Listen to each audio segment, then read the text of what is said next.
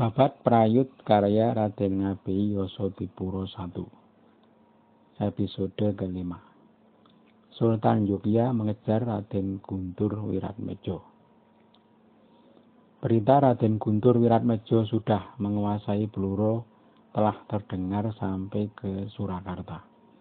Pangeran Mangkunagara dan Oprup lalu menghadap sang raja untuk membicarakan perkembangan tersebut. Mereka menyarankan agar sang raja minta bantuan pasukan kepada Sultan Yogya. Tumenggung Jayanagara lalu disuruh berangkat memberi bantuan kepada pasukan Surakarta yang telah berangkat lebih dulu mengejar Mas Guntur pada saat awal dia meninggalkan kota. Selang 2 hari dari keberangkatan pasukan Surakarta, sang raja juga mengirim Gandek utusan ke Yogya dengan membawa surat untuk Sultan. Sesampai di Yogya, Gandek diterima Sultan. Surat segera dibaca dengan seksama. Sultan lalu memanggil Patih Adipati Danurejo dan para adipati.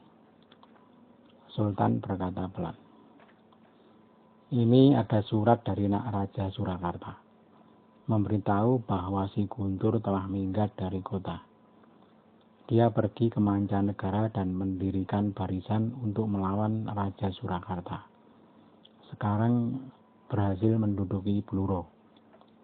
Nak Raja minta bantuan pasukan kepadaku untuk memerangi si Guntur. Hei Danurejo, segera perintahkan anakku si Jayakusumo. Aku hendak mencobanya ke medan perang.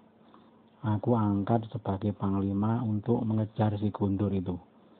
Tigawadana berangkatkan sebagai pendamping, yakni Notoyudo, Kartonadi, dan Martoloyo. Juga aku sertakan 4 kerabat, Aryo Pamot, Kusumo Yudo, Prangwadono, dan Martosono." Adipati Danurejo menyembah lalu memerintahkan 3 punggawa dan 4 kerabat untuk bersiap. Pangeran Jayakusumo telah ditunjuk sebagai panglima. Semua punggawa sudah menerima perintah Sultan dan bersiap dengan busana perang. Setelah siap, mereka berangkat bersama Gandek utusan dari Surakarta. Ada 2000 prajurit berkuda dengan dipimpin 326 mantri. Adapun prajurit darat sejumlah 2.800. Sehari kemudian pasukan bantuan sudah sampai di Surakarta. Gandek melapor ke Loji Kumpeni. Oprup bersama Adipati Mangkuprojo lalu menghadap ke istana untuk melaporkan datangnya bantuan pasukan dari Yogya. Di hadapan sang raja, para punggawa Yogya mengaturkan sungkem. Ketika Pangeran Jayakusumo hendak meletakkan keris, sang raja mencegah.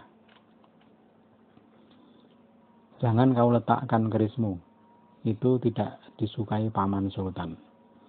Orang akan melakukan sungkem tidak perlu meletakkan keris.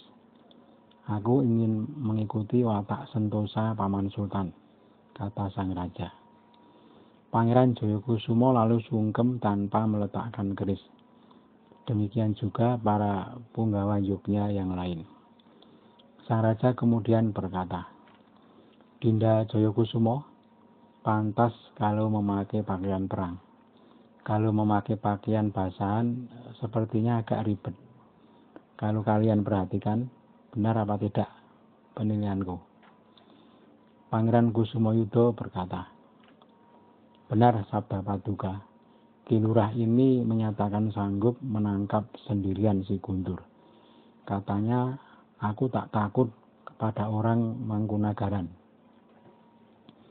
Para yang hadir tertawa mendengar perkataan Pangeran Kusumoyudo. Pangeran Jayakusumo menanggapi dengan jenaka, "Sepantasnya engkau yang sanggup menangkap sendirian, karena posturmu tinggi besar. Siapa yang kau terjang pasti habis." Martoloyo menyembah sang raja lalu ikut menanggapi. Benar, Ki Lurah ini dalam hal penampilan sangat meyakinkan. Beda dengan sang kakak Pangeran Notokusumo yang seperti wanita. Sang raja berkata, benar, Paman Notokusumo lemah seperti wanita. Kartonadi menyembah lalu ikut bicara. Tapi sewaktu kami masih menjadi musuh, sang Paman Notokusumo dulu membuat repot waktu menyerang Kedu. Abdi Paduka Tumenggung Mandoroko yang menghadapi dibuat bingung. Juga Tumenggung Joyodirjo dan Mangkudirjo pun kebingungan. Para punggawa Kasultanan semua terpisah karena serangan pasukan Paman Paduka Pangeran Notokusumo. Dan Paman Paduka kalau berperang sambil merokok, tapi musuh bisa kalah. Pada waktu itu Paman Paduka sudah terpisah dari pengawalnya. Hanya ada Punokawan, tukang kuda, dan pembawa payung. Tak lebih dari 5 orang. Walau demikian hatinya sama sekali tak gentar. Masih terus mengejar musuh sambil memegang rokoknya. Ada anak seorang Tumenggung Mondoroko, namanya Mondro Dirono.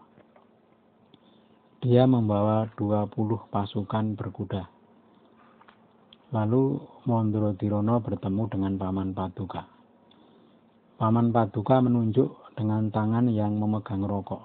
Hei, engkau siapa? Katakan siapa dirimu. Mondro Dirono berkata pelan. Saya Mondro Dirono, anak Tumenggung Mondoroko. Pangeran Notokusumo berkata, hei, semua turun dari kuda. Mondro Dirono turun bersama prajuritnya. Mereka membawa 8 senapan dan 12 tombak. Kok menurut begitu saja disuruh turun? Si paman lalu berkata, hei Mondro Dirono, kamu saya tangkap. Kamu seorang saja karena kamu anak bupati. Aku akan mengikatmu. Mondro Dirono berkata, silahkan tuan. Maka yang melihat pun heran. Orang 20 bersenjata kalah oleh seorang yang merokok. Ketika dilaporkan kepada Kanjeng Sultan, malah ditertawakan. Sultan berkata waktu itu, kalau kalian ketemu Dinda dari Pekalongan itu, segeralah lari saja.